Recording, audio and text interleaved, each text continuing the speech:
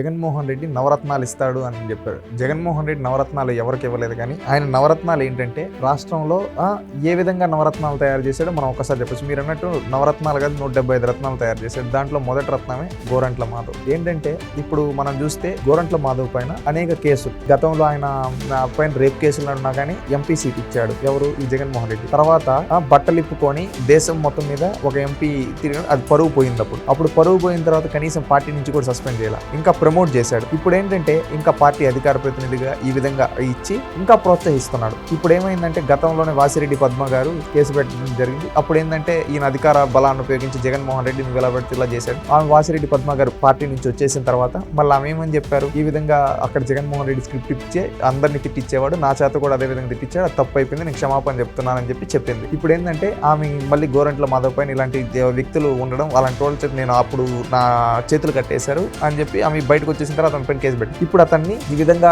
విచారణకు రమ్మని చెప్పడం జరిగింది. ఖచ్చితంగా దీంట్లో గోరంట్ల మాధవ్ అరెస్ట్ అవుతాడని అనిపిస్తూ ఉంది.